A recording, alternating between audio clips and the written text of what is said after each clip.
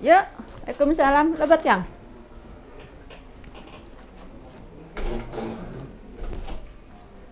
Pak Hendra, benar, Mak Sarik. Izin Bu, izin melaporkan terkait kegiatan pemusnahan arsip di unit kearsipan Dinas Ketahanan Pangan dan Peternakan Bu. Jadi untuk mengurangi arsip yang sudah tidak memiliki nilai guna dan untuk penyimpanan supaya masih tersedia dengan baik dan banyak, kita akan melakukan pemusnahan arsip Bu. Adapun pemusnahan arsip itu mengacu kepada kaidah-kaidah kearsipan sebagai tata kelola kearsipan. Kita akan mengacu kepada Undang-Undang 43 tahun 2009 tentang kearsipan, juga Peraturan ANRI nomor 36 tahun 2000, Peraturan ANRI nomor 37 tahun 2016 tentang penyusutan arsip, dan jadwal retensi arsip sebagai pedoman untuk pemusnahan arsip.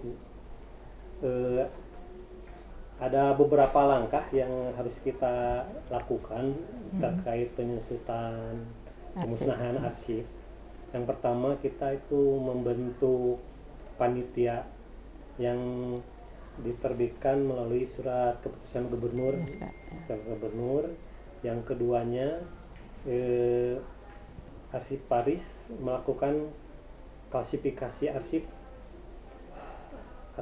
apa saja yang akan diusul musnahkan. Setelah itu Arsiparis membuat daftar arsip usul musnah. Untuk itu Bu, kan di kita tidak ada Arsiparis ahli muda dan ahli maja. Jadi kita meminta bantuan kepada Diskusibda, minta bantuan personil terkait tim penilai pemusnahan. Untuk penilai itu, yang berhak menilai arsip usul musnah itu adalah Arsiparis jenjang muda Bu. Ahli muda ya? Jadi kita mengundang Arsiparis ahli muda dari Diskusibda. Arsiparis yang melakukan penilaian juga Bu diberi surat perintah dari kita untuk melakukan penilaian terhadap arsip yang akan usul musnah, membuat proseding dan laporan kearsipan Bu.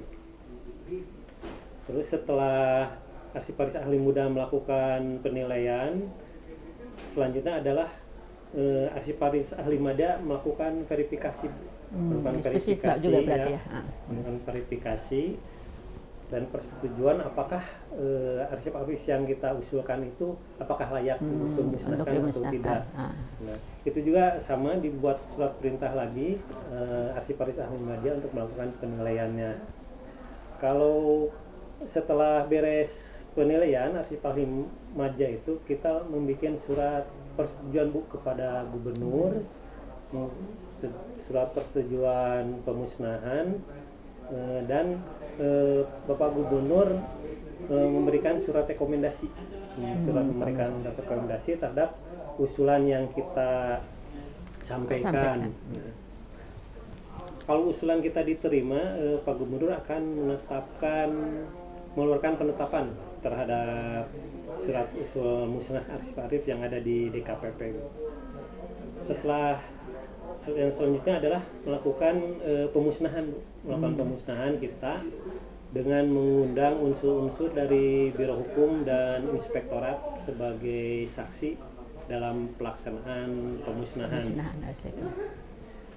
Dan yang terakhir adalah berita acara pemusnahan disimpan sebagai arsip vital oleh kita, disimpan di unit kearsipan, dan kita menyampaikan laporan ke ANRI Bu.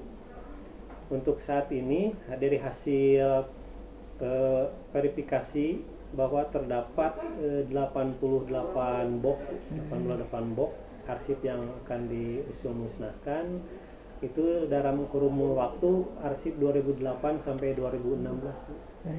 Mungkin itu Bu laporan yang disampaikan, mohon petunjuk dan arahannya. Oh iya, baik. Berarti kita udah melaksanakan itu ya awal untuk pemusnahan itunya. Yang mangga Pak Hendra sama tim nanti apa namanya diteruskan. Nah itu sesuai dengan prosedur emang yang sudah ditetapkan oleh baik ANRI atau Bu Pusipda. Nanti ya kita mah berharap dari apa namanya instansi cepat pemusnahannya itunya gitu. Betul. Jadi kalau misalnya udah ada SK pemusnahan yang diterbitkan dari gubernur ya, terus nanti pemusnahan paling tidak nanti arsip-arsip kita yang emang sekarang itu banyak ya yang apa namanya yang perlu ditertibkan itu, jadi istilahnya kita cicil untuk pemusnahannya yang emang sudah layak untuk dimusnahkan itu. Tapi ini apa namanya untuk terkait prosesnya ya ikuti aja alur seperti yang sudah di peraturan gitu. Jangan sampai misalnya ada arsip-arsip yang tidak harus dimusnahkan ternyata dimusnahkan gitu. Seperti itu. Jadi ikuti aja koridor yang telah ditentukan. Ya sukseslah nanti dengan si tim. Mudah-mudahan kan tadi wacananya berapa sampai bulan Juli ya. Mudah-mudahan sebelum sekarang Juni ya, sebentar lagi lah, mudah-mudahan cepat beres gitu. Ya. Terima kasih, sukses. Bu, Ya, siap. Bu. Ya, iya. Enggak. Izin Bu, izin makan. melaporkan terkait kesiapan instansi terkait hal penyerahan arsip statis yang ada di DKPP Bu. Jadi di kita ini ada beberapa arsip statis yang sudah harus diserahkan ke lembaga kearsipan Bu. Dalam hal penyerahan arsip statis juga kita harus mengacu kepada tata kelola kearsipan, harus mengacu kepada peraturan kearsipan yang meliputi Undang-Undang 43 tahun 2009 tentang kearsipan, Peraturan Kepala ANRI nomor 37 tahun 2016 tentang penyusutan arsip dan jadwal retensi arsip.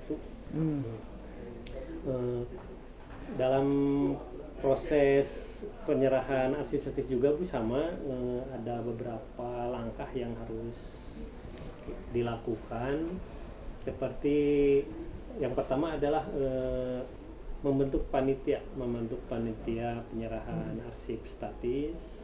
Yang keduanya melakukan identifikasi terhadap arsip statis. Untuk pembentukan tim juga Bu, berhubung dari DKPP tidak memiliki arsiparis ahli muda dan ahli madya, kita tentunya melibatkan arsiparis ahli muda dan ahli madya dari Dispusida untuk membantu proses penyerahan arsip statis. Langkah berikutnya kita membuat daftar arsip usul musnah Bu. Daftar arsip usul musnah, ada beberapa arsip yang sudah teridentifikasi akan dimusnahkan. Kemudian kita buat daftar. Nanti daftar yang kita buat akan dinilai oleh arsiparis ahli muda. Ya, Dispusida juga ya. Dari Dispusida, jadi melakukan penilaian terhadap daftar usul arsip statis itu yang akan diserahkan Bu. Arsiparis ahli madya tentunya dalam melakukan penilaian juga akan membuat laporan ke kita Bu. Jadi laporan arsiparis ahli muda itu apakah hasil verifikasi dari arsiparis ahli pertama itu betul bahwa arsip ini bisa diserahkan atau tidak. Langkah selanjutnya adalah persetujuan dari arsiparis ahli madya. Ahli madya saya melakukan persetujuan terhadap daftar usul serah yang telah dibuat, apakah layak dipertimbangkan diusulkan ke lembaga kearsipan daerah atau masih disimpan di unit kearsipan DKPP. Arsip-arsip yang telah dilakukan persetujuan oleh arsiparis ahli madya, kemudian kita meminta persetujuan dari gubernur selaku pimpinan arsip untuk melakukan persetujuan. Dan seandainya usulan kita diterima, gubernur menetapkan surat usul serah nih Bu. Dan setelah itu, setelah penetapan turun dari Pak Gubernur, kita melaksanakan serah terima arsip Bu. yang dihadiri oleh unsur-unsur terkait. Kemudian berita acara serah terima arsip statis itu disimpan sebagai arsip vital kita, Bu. Disimpan dengan kearsipan, dan kita membuat laporan ke ANRI, Bu. Demikian, Bu. Ya, alhamdulillah. Ya, mudah-mudahan nanti rencana Pak Hendra dengan tim terlaksana dengan lancar gitu. Kemudian tadi sesuai dengan rencana penyerahan arsip yang statis gitu terlaksana juga. Ya, mangga dilaksanakan sesuai dengan schedule, mungkin ya schedule yang telah ditetapkan, dan SK juga sudah ada. Ya, mungkin di sini melibatkan juga karena di kita nggak ada ahli muda dan ahli media, berarti kita berhubungan langsung dengan diskusi gitu ya Kang ya. Ya, betul. Ya, mangga ya silakan ya, kita support ya dari DKPP untuk sukses dalam pengadministrasian arsip untuk penertiban arsip. Yuk, Wilujeng ya. Terima kasih, Bu, arahannya, Bu. Ya, mangga ya. Data arsip kita, Bu, bahwa untuk menjaga informasi dari arsip-arsip yang dinilai vital, kami telah melaksanakan identifikasi dan pengolahan data arsip vital, Bu, di unit kearsipan Dinas Ketahanan Pangan dan Peternakan, Bu. Adapun rangkaian pengolahan data arsip vital, kami membentuk tim penilai yang melibatkan dari bidang-bidang atau unit-unit kerja yang berpotensi menghasilkan data arsip vital. Setelah melakukan pembentukan SK tim, lalu kami melakukan pendataan terhadap arsip-arsip yang dinilai vital berdasarkan analisis data dan analisis resiko. Arsip-arsip mana saja yang dianggap vital dan akan mengganggu keberlangsungan instansi DKPP, seperti arsip-arsip data aset yang yang bersebaran di balai-balai, karena kita lingkupnya luas dari banyak balai.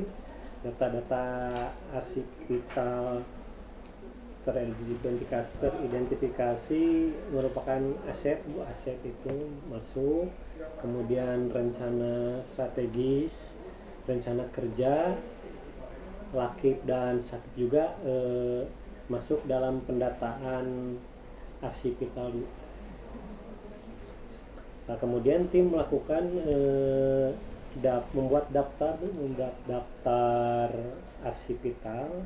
Dari arsip-arsip yang tadi dinilai vital tersebut, kami membuat daftar arsip vital yang akan kemudian untuk menjaga arsip vital tersebut agar terjaga dengan baik, kami melakukan duplikasi melalui alih media.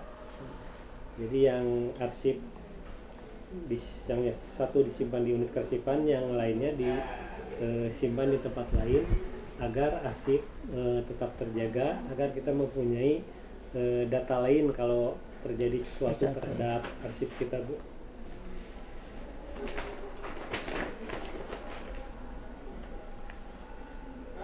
Untuk arsip yang ada, yang paling banyak itu arsip aset, salah satunya ada aset kendaraan yang dari APBN, Bu, arsip kendaraan dinas. Oh, bukan hibah ya? Ya, yang itu mencapai 360-an, Bu. Jadi data aset kendaraan dinas yang berupa BPKB, Bu. BPKB itu yang harus kita amankan dengan baik sebagai jawaban kita, Bu. Oh, itu dari mana ketemu kemarin tuh? Kemarin data itu disimpan untuk BPKB-nya disimpan di rak besi, Bu, dengan dikunci, Bu. Oh, udah itu. Jadi untuk data aset vital berupa BPKB kendaraan dinas yang berjumlah 360-an itu sudah terjaga dengan baik, Bu. Dan untuk arsip-arsip berupa naskah seperti lakip, sakip, rensa dan lainnya juga sudah disimpan dengan baik di unit kearsipan gitu Bu. Jadi pendataan pengelolaan arsip vital sudah dilaksanakan dengan baik. Demikian Bu. Mungkin mohon arahannya untuk lebih lanjut. Iya, iya. Alhamdulillah ya nitip Kang Heng itu sama tim untuk arsip-arsip vital emang kita harus amankan gitu, karena dengan waktu gitu dengan peralihan pegawai dan segala rupa, kadang ya yang kita rasakan sekarang itu banyak yang misalnya gini, kayak ada temuan dari BPK misalnya, kita waktu itu dulu kita mencari arsip tahun 2003. Nah tapi kan sebenarnya sulitnya itu untuk dicari. Nah kalau misalnya dengan sudah didokumentasikan, kemudian sudah tadi yang dibilang double apa tadi teh double pengamanan gitu. Jadi sewaktu-waktu misalnya kita atau misalnya teman-teman kita yang nanti membutuhkan itu gampang untuk mencari. Kalau dulu kan emang mungkin sekarang itu lebih tertib lagi tentang arsipannya. Jadi kita cari kemana-mana rada susah gitu untuk itu, apalagi dengan kondisi misalnya peralihan jabatan, kemudian peralihan tempat kerja gitu, itu merupakan suatu kendala. Ya mudah-mudahan dengan program kerja dari Arsipari sekarang bisa mempermudah segala hal yang nanti kedepannya itu apa yang kita inginkan, apa yang kita cari tentang arsip itu mudah gitu ya. Sukses, mudah-mudahan sesuai dengan target, kemudian ya mungkin sesuai aturan ya, harus aturan tetap dipakai nanti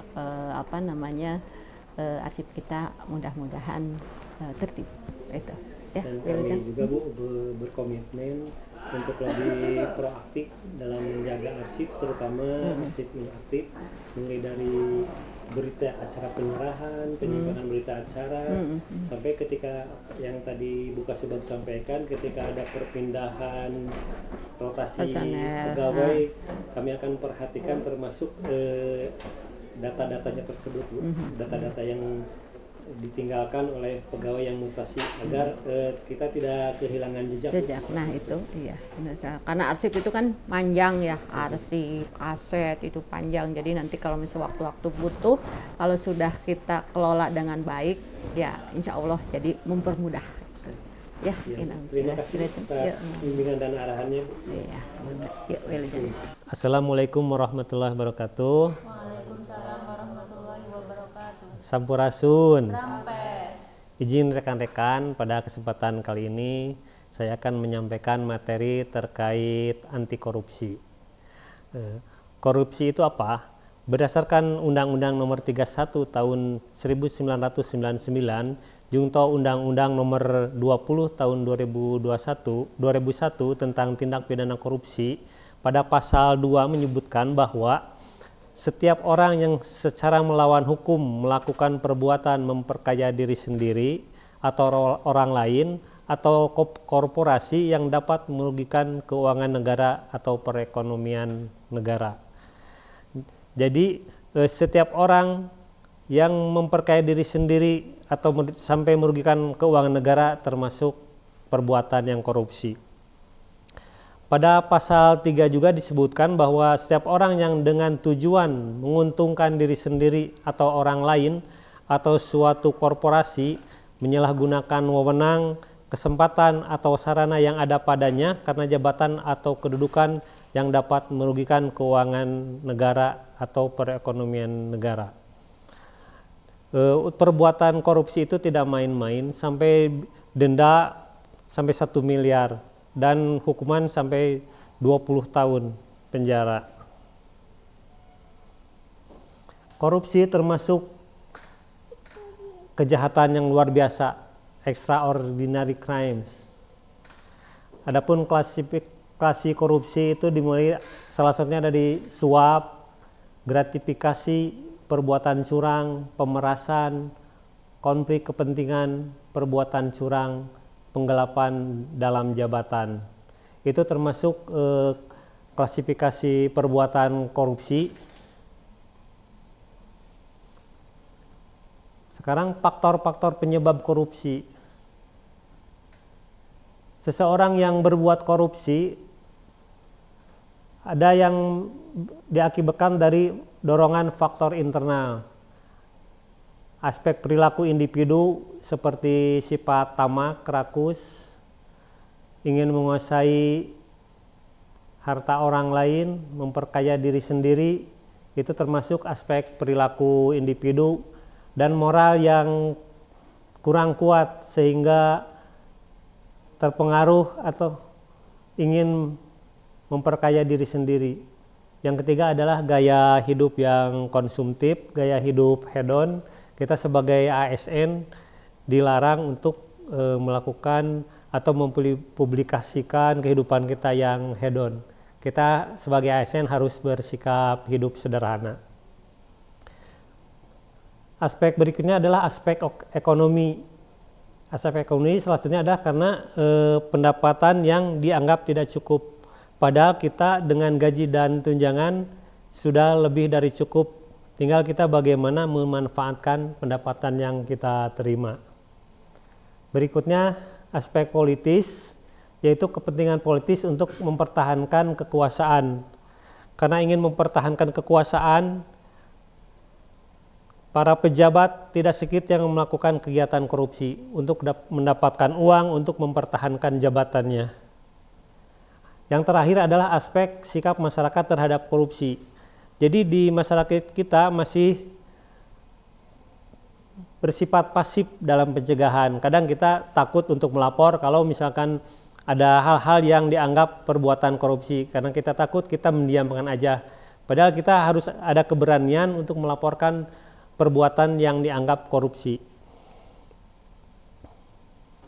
Selanjutnya dampak korupsi bagi kehidupan. Begitu hebatnya perbuatan korupsi sampai berdampak buruk terhadap kehidupan kita. Terbatasnya akses bagi masyarakat miskin, mahalnya harga jasa dan pelayanan publik, pengentasan kemiskinan menjadi lambat. Bagaimana menjadi lambat? Karena anggaran yang seharusnya diberikan atau dimanfaatkan untuk kepentingan masyarakat ini diambil oleh seseorang atau sekelompok orang, sehingga pengentasan kemiskinan menjadi lambat. Yang keempat adalah meningkatnya angka kriminalitas. Yang kelima, solidaritas sosial semakin langka karena ada istilah yang kaya semakin kaya, yang miskin semakin miskin. Yang keenam adalah demoralisasi. Berikutnya adalah dampak korupsi terhadap ekonomi, yaitu menurunnya produktivitas masyarakat karena pendapatan yang minim sehingga produktivitas masyarakat juga menjadi terganggu. Kemudian lesunya pertumbuhan ekonomi, rendahnya kualitas barang dan jasa untuk publik. Keempat, menurunnya pendapatan dari sektor pajak dan meningkatnya hutang negara. Jadi perbuatan korupsi itu yang seharusnya uang-uang itu untuk bisa membayar utang negara ini diambil oleh sekelompok orang atau seseorang. Sekarang bentuk-bentuk korupsi yang mungkin dilakukan di sekitar kita selaku ASN adalah suap dan gratifikasi. Suap adalah pemberian atau menjanjikan berupa barang atau dengan tujuan tertentu untuk memengaruhi tindakan. Dan gratifikasi adalah pemberian dalam arti luas, memberikan uang, barang, komisi, pinjaman, dan lain sebagainya. Di dalam kita bekerja sebagai ASN, ada bentuk-bentuk korupsi yang mungkin berpotensi kita lakukan. Untuk itu kita harus terhindar di hal-hal tersebut. Seperti dalam kearsipan, ada arsip yang rahasia, yang bersifat rahasia. Itu harus dijaga dengan baik, jangan sampai ada disalahgunakan oleh orang lain. Walaupun ada usaha untuk melakukan penyuapan dan gratifikasi, kita harus memegang teguh jabatan. Apa yang harus kita lakukan untuk pencegahan anti korupsi? Kita adalah sebagai ASN harus dapat melakukan pencegahan, yaitu dengan menyelamatkan dan meningkatkan kesadaran individu untuk tidak melakukan korupsi, sebagaimana menyelamatkan individu untuk tidak melakukan korupsi keuangan aset, uang, dan aset negara. Selanjutnya, nilai-nilai anti korupsi dapat dilihat di sini. Yang pertama adalah jujur, disiplin, tanggung jawab, adil, peduli, kerja keras, sederhana, dan mandiri. Nilai-nilai anti korupsi tersebut tergabung dalam integritas ASN. Apa itu integritas? Yaitu konsisten berperilaku selaras dengan nilai, norma, dan etika organisasi, jujur dalam hubungan dengan manajemen, rekan kerja, bawahan, pemangku kepentingan, serta menciptakan budaya etika tinggi, bertanggung jawab atas tindakan atau keputusan beserta resiko yang menyertainya. Integritas ASN juga tercantum dalam nilai dasar ASN, yaitu berakhlak, berorientasi pelayanan, akuntabel, kompeten, harmonis, loyal, adaptif, dan kolaboratif. Di mana kita temukan kaitan integritas terhadap anti korupsi, kita lihat di nilai-nilai akuntabel, bahwa di akuntabel itu kita melaksanakan tugas dengan jujur, bertanggung jawab, cermat, disiplin, dan berintegritas tinggi.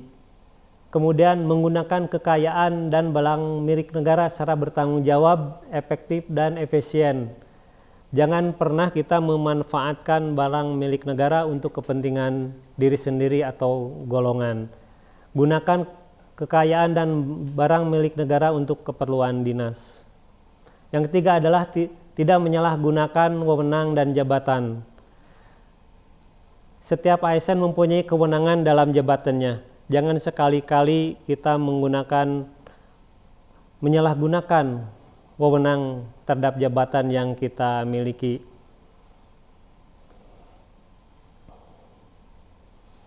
Demikian yang saya sampaikan. Saya minta kita semua katakan stop korupsi. 1, 2, 3.